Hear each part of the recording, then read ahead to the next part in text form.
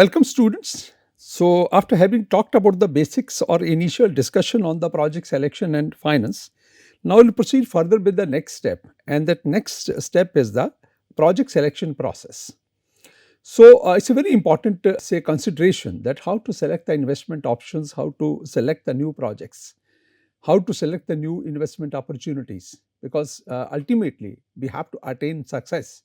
So if you want to be successful with the new venture or new project or the new enterprise, you have to do the proper analysis well in advance, and you have to carefully evaluate all the alternatives. And finally, whatever we select means we are sure about that this idea is going to work in the market. This idea is going to help us to achieve the objectives, and this idea is going to be maybe useful for the reason what we want to do, right? So there is a process involved in the selection of the projects, and we have number of ideas in our hands. For example, when we think about or start thinking about the business options or the business alternatives available if we want to move into, for example, there are some engineering graduates in any engineering college, or maybe some management graduates in any management college, right? Now they decide that we will not opt for the placement in any company, rather we will go for our own venture and we will move for a startup. So now, because everybody has a limited resources, financial resources especially, they are limited with the people, with the students especially. So they have to look for the, say, the financial resources. They have to take the help of the different sources who are providing the risk finance, venture finance, or the project finance. So for that purpose, they have to select an idea, and that idea should be so prudent that finally, if they give a presentation to any venture capitalist or any angel investor or any other private equity investor, they feel convinced that yes, this idea is going to work or this idea is workable. And then they grill the presenters, the entrepreneurs, the people who propose a startup, and they want to know that how you have generated this idea, how you have say evaluated this idea, and how this idea is going to work in the market, and are this kind of the products or services are already there in the market or not. If yes, then how people are going to select for your product and going to maybe to become the former customers for the existing suppliers. If it is a new concept, then is it available not if in India or maybe in the domestic or the home country market?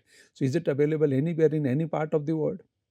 Number of questions are going to be there, and why people should go for this kind of the products or services. So it's a very, very critical process. It's a very, very difficult and critical process also.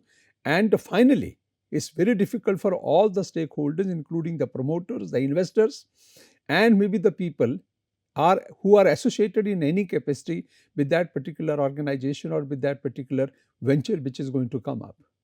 So project selection process, when you talk about, as I told you, is very, very critical process. It involves about, say, these following means the given 6 steps, right?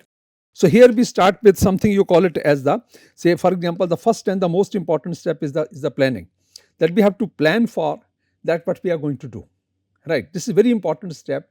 And planning, if it is properly done, that if any planning is properly done, but considering all the important alternatives and maybe all the options available, so it means it leads us for the half of the achievement in setting up any venture or any organization.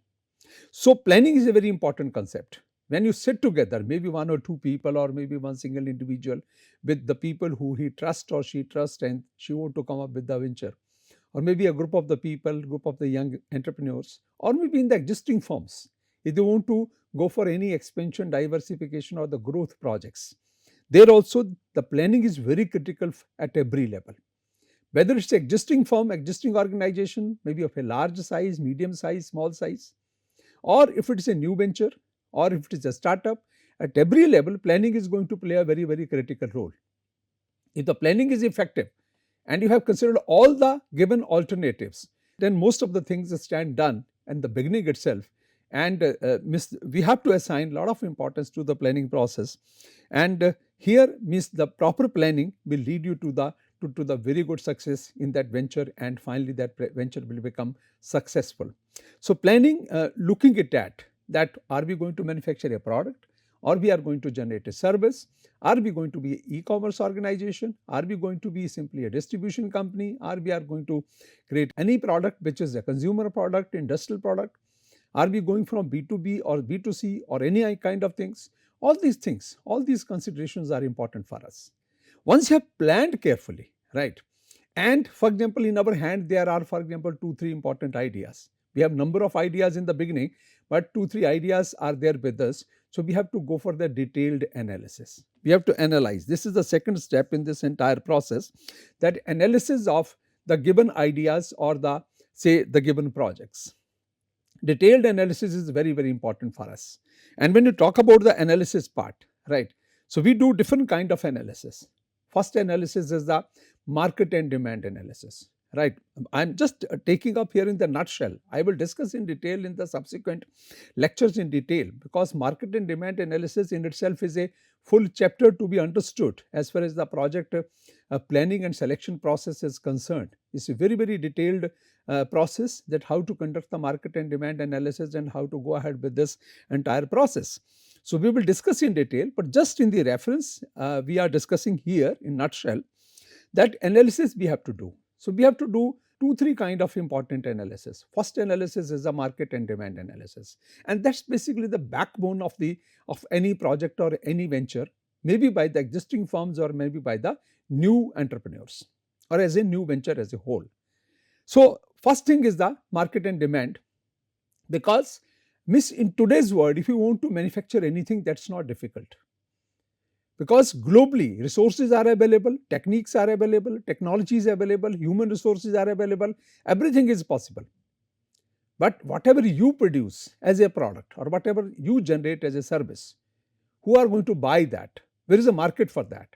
Where is a demand for that? So we have to do the market and demand, and proper analysis of the market and demand is very, very important for us. So, because ultimately manufacturing or generating of any service is not a challenge these days, right? For example, in India also, rupee is fully convertible on the current account, and to some extent it is convertible on the capital account also. So rupee convertibility on the current account means that in today's scenario, for setting up of any venture, if you want to import the technology, if you want to import the raw material, if you want to import the human resources, you will get the required amount of the foreign exchange, and you can have the best of the class of the technology available in the world in your project. You can have the best of the class of the raw material or semi-finished raw material in your project, and you can come out with the best of the products as the finished product which is going to be there, you are going to launch in the market. That's not a challenge. Manufacturing is not a problem, right? And especially after globalization, if you see, supply side has improved like anything. Today you have, if you want to buy a product or if you want to have any kind of the services, there are multiple players available in the market. Prior to globalization in India, before this 24 July 1991, if you think, there were very few players in many sectors. For example, if you talk about the steel sector, 90% of the market was with SAIL and only 10% market was with Tesco. If you talk about this scooters market, two-wheelers market, especially the scooters market, 95% share was with the Bajaj Auto Limited, and others were having a just very fractional market share, right? If you want to talk about the car industry, before globalization, who was in the market selling the cars? It was Ambassador, it was Premier Padmini, and from 1982 we had this joint venture with the Suzuki Motors, and we got this Maruti through the intervention of the government, but not many companies. Right. If you had to buy a color TV, if you have to buy a refrigerator, if you have to buy a washing machine, there were multiple players in the market, but they were all of the same rank, same level, same category, and same kind of the products they were manufacturing. No variation in terms of the quality, in terms of the price, or in terms of the after sales service. So everything, we had a limited choice. Very few, very limited players were available. Most of the sectors were reserved for the public sector, and the private sector participation was not allowed. But after globalization, this scenario has completely changed. Today, supply side has improved like anything. If you want to buy steel, you have multiple players in the market. You have SAIL, you have Tesco, you have Jindals, you have Lloyd, you have SR. Many companies are supplying steel in the market. And now we have not to be dependent upon this steel to be provided by the SAIL only, right? If you want to buy a car, for example, small, big, medium, any kind of the car, luxury car, almost all big companies of the world, whether they are Japanese, they are Korean, or they are American, or they are even German. They are available in India. You don't need to import those products, or you have to think about those products in any case, right? If you want to buy a CTV, if you want to buy a refrigerator, if you want to buy a washing machine, right? All the best players from Japan, South Korea, they are available.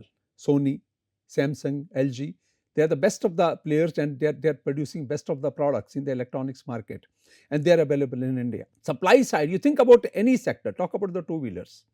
If you talk about the motorcycle segment, means multiple players are there. If you talk about even the scooter segment, you have Honda, which is having the largest market share. You are having this Jupiter, which is having another good product in the market. You have some presence of the Hero in the scooters market also. So many companies and many alternatives are available in the market, right? Now the electric scooters are coming up, so they have become another alternative in the market. So any product, any area you talk about, there is a stiff competition as far as the production part is concerned, supply part is concerned. So if you want to come up with a new venture, you have to look for that. If you want to manufacture any of such products which are already there in the market, right, then you have to do a lot of homework. If you want to start manufacturing CTVs, if you want to start manufacturing washing machines, refrigerators, cars, scooters, you have to give some reason for the people to buy your product. That's why the reason is that the new ventures, especially the startups, India has 159,000 registered startups in India, right? We have more than 100 unicorns, we have more than 10 decacorns, but most of them are into the services sector, most of them are into the e-commerce, most of are into the app-based business. None of them are into the manufacturing sector, because spending money, investing into the fixed assets, into the land, plant, building and machinery, and then manufacturing a product, if you venture into but the product doesn't work, it will be a big challenge, right? So analysis is very important, and especially the market and demand analysis is very, very important for us. So because ultimately the question is, manufacturing is not an issue. Some time back, I was reading an article in some magazine, and their General Motors, as an American car manufacturing company, they had offered to the people that today we are working in an era, in an age where we can produce any kind of the products, fulfilling the customer's aspirations or requirements. And they've offered to their customers, or maybe any potential customers in the market, that our customers, or maybe anyone in the world, can think of manufacturing or getting any kind of the car. He or she can think that any kind of the features should be there in my car, manufactured by General Motors. And price is not a constant, right? I'm ready to pay any price, but my car should have these, all kind of the features. General Motors said, give us your requirement of that car. Think of whatever the kind of the features you want in the car. If the price is not a constant, within 15 days, we will hand over you the keys of the car. Within 15 days. You think of any kind of car, any kind of the features. So you can understand the revolution which has come in the manufacturing sector, or maybe in terms of the say producing or producing of any product or generating of any service. So if there is a stiff competition in the manufacturing side, in the supply side, so now you look at the requirement and the delicacy of the market and demand analysis, that if this analysis is not appropriate, if you have not assessed the market appropriately, that how much you are going to produce, how much you are going to sell, who are going to be your buyers, what is going to be the annual production, what is going to be the annual sales, are you going to produce a product which is already existing product in the market, or a service which is already there in the market, or you are going to have something new which is not at all there. So you have to conduct that market and demand analysis, because this is the beginning of testing of any idea.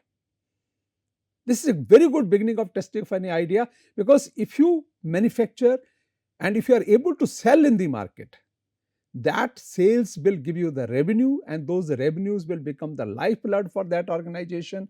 And whatever the investment you have done in terms of the fixed or the current assets, long-term and short-term funds, those will be recoverable by the way of the revenue we are getting by selling that product in the market.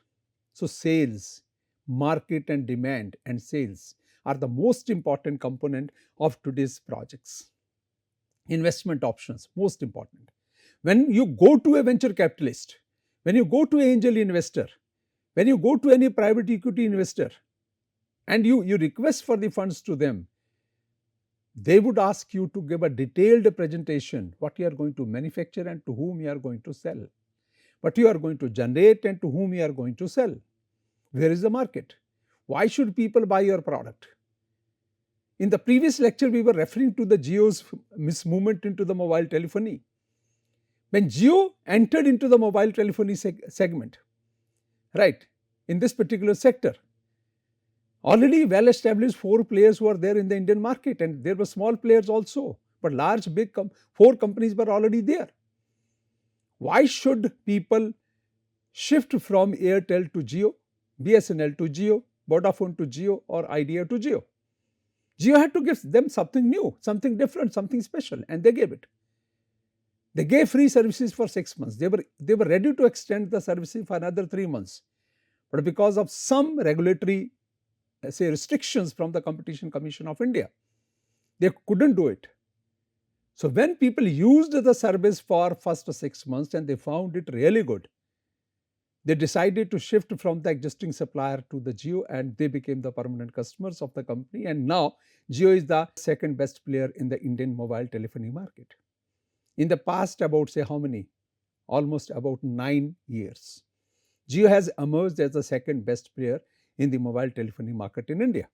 So they gave something special to the people, and that's why people opted for their services, and they became the former customers of the service providers. And as a result of the Jio coming into the market, offering the mobile, say talking as well as the internet services, there was a steep decline in the prices.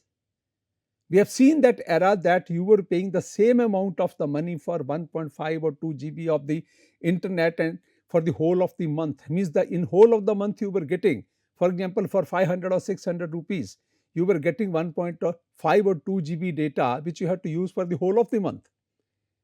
And by paying a little more price today, some 800 rupees, you are getting 2 GB data or 1.5 GB data for each and every day. Per day is the data which you are getting, the data limit which is a per day limit today, that was a monthly limit earlier at that time when the Jio was not in the market. So it means you were being exploited by those companies. And when the Jio came in the market, it was a awakening call for the consumers, for the users of the mobile telephony, that whatever the price you are paying, the service is not that much expensive. So they lower down the prices, they increase the efficiency. All other companies have to fall in the line. They have to reduce the prices, they have to control the prices, improve the service, and ultimately Jio became a success, and people, the users, also got a very good service in the market, and finally it became a very, very competitive market.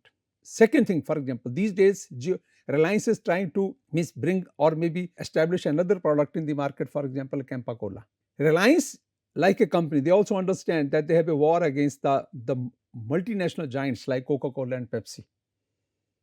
But still, they're trying to establish this product in the market, and they are attempting, maybe in different ways, they have the different strategies. So it may be difficult at the moment. We find that maybe Campa Cola will not be a success in the market in front of the Coca-Cola or maybe the Pepsi.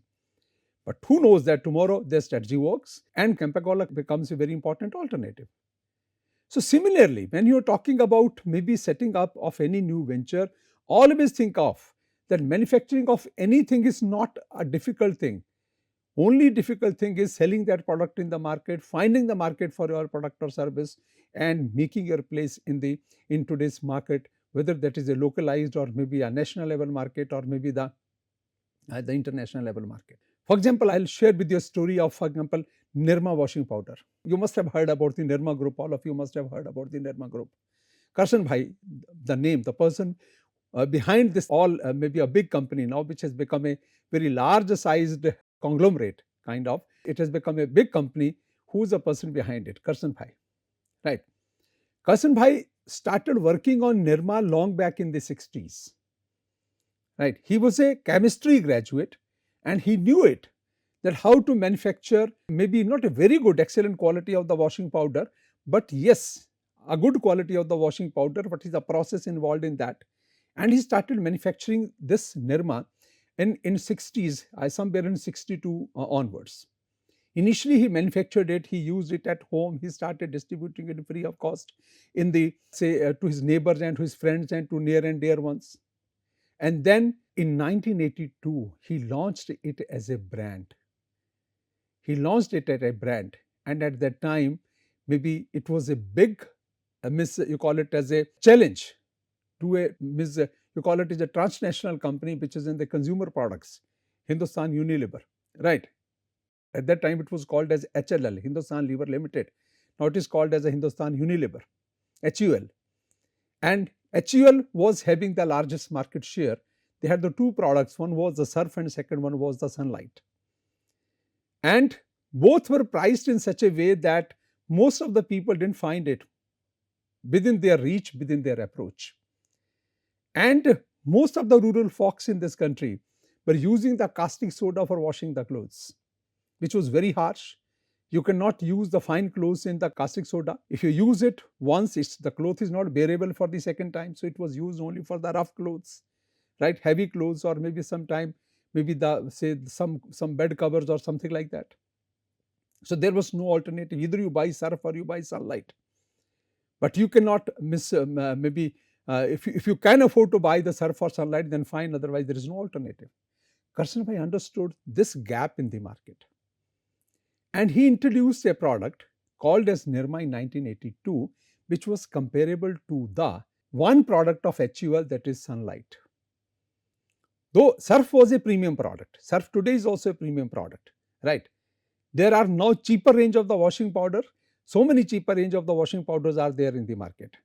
And at that time, Sunlight was. But Sunlight was, even despite being a product of the cheaper range, but still was beyond the reach of the people, most of the people, masses. So most of the people were using the caustic soda. When Nirma came to the market, right, it became a revolution. And a single individual, Karshan Bhai, challenged a transnational company, and finally it became a huge success. And what was the reason of the success of Nirma? Price. He priced it for 10 rupees at that time for 1 kg of the washing powder. 1 kg of the washing powder at 10 rupees. And probably Sunlight was much higher, though it was called as a product of masses. But it was priced much higher at that time. And when Nirma came to the market at 10 rupees per kg, it became a revolution because of its quality for that price. I don't say that it's a very good product, but for that price, it was a good product, and it became a revolution in the market. And you see now where the Nirma is today. They are into many sectors today. They manufacture many products into manufacturing. They are into education sector. They are into other sectors also, right? So it means at that time, the success of Nirma was based upon only one factor, and that factor was the price. And because India is a price sensitive economy, highly price sensitive economy. So in India, large number of the people think about the quality, but first they think about the price, right? They think about the quality, but first they think about the price, because we are price sensitive. Our income is limited.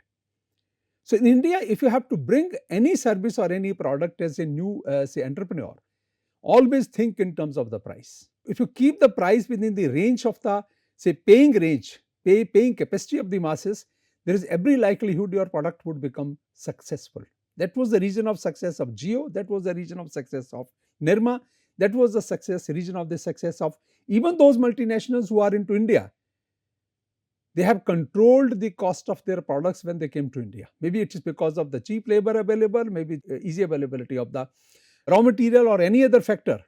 But you have to be innovative enough that you have to keep the cost of the product or the service within the control. If you are going to give anything to the people in terms of the lesser price, as compared to your competitors in the market, you are going to succeed in the market. So market and demand analysis is the first important concept, this part to be done. And there you have to give a reason that if you produce any product, if you offer any service, if you develop any app, why people should move to that particular app, they use your service or buy your product. All these e-commerce app, for example, you talk about, whether it is Blinkit, whether it is Zepto, or whether it is maybe you talk about the large company like Amazon or anything. they always take care of that customer is offered something more than as compared to when he physically goes to the market. So number one, they are giving one service that the things are being delivered at your doorstep. That's the one unique service. But the second service is that they're giving is that the material they are supplying, the product and other things they are supplying to the customers, they are not maybe comparable in price to the products lying in the shops or in the markets when we go physically there, but lesser than that. So they offer many discounts, they come out with many schemes, and they lure the people that why to go to the market when we are ready to deliver you the product at your doorstep. So you have to give in terms of quality, in terms of price, in terms of distribution, in terms of after sales service, or in terms of filling up of a gap of anything. If there is a gap of anything, you have to fulfill that gap. You can generate any service and people may like that, people may love that, and they may subscribe to your product or service. So this is the beginning of the analysis of any project selection process, and market and demand analysis is the first and the foremost thing. Then we talk about is the second analysis is the technical analysis. Once we have gone for the market and demand analysis and we find out that yes, we are going to have a product or we are going to generate a service for which we are going to set up the venture, right? So that is going to be the technical analysis. Second one is the technical analysis.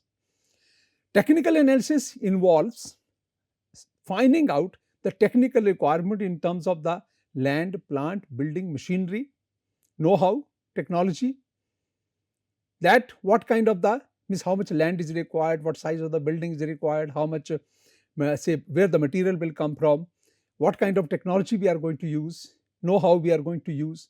So all this kind of the inputs, physical inputs you have to talk about. And today the government, because government is providing you the say all kind of support in setting up the new projects and new ventures.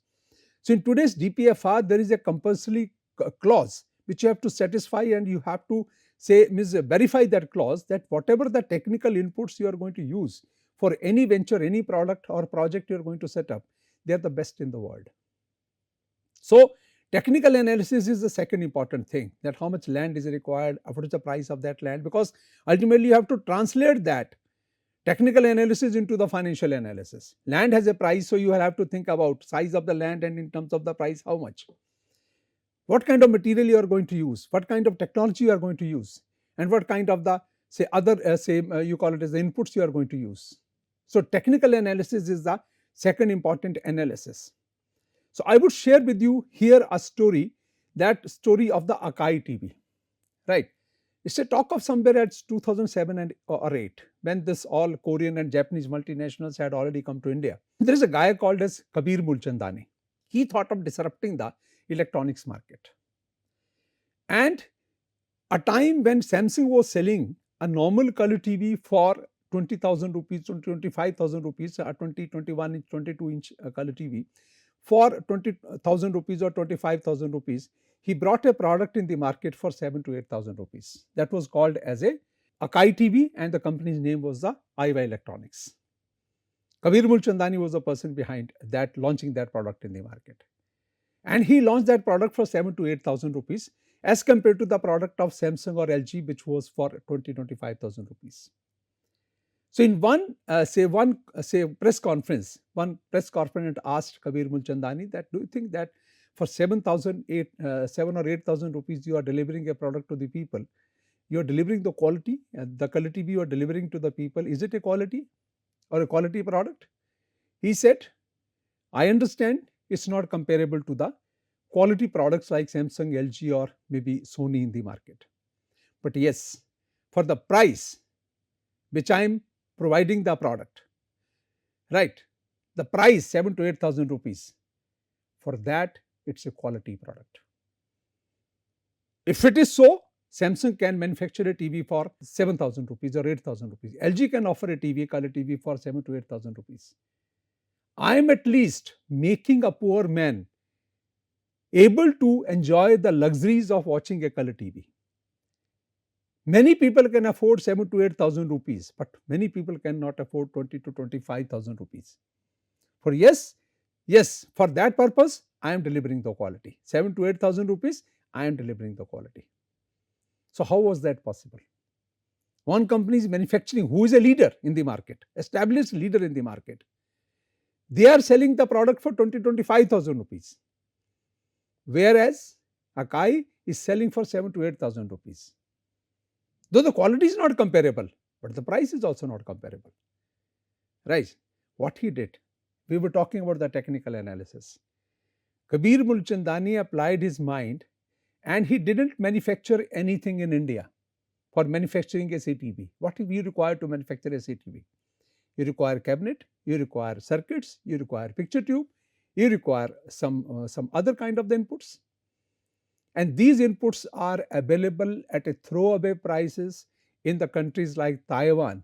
If you buy in millions of number of units, you can buy them from those countries at the throwaway prices. So he sourced all these inputs of the CTBs from Taiwan, and that too in millions of units, and simply assembled those all inputs and gave the shape of a color TV. And it worked very well.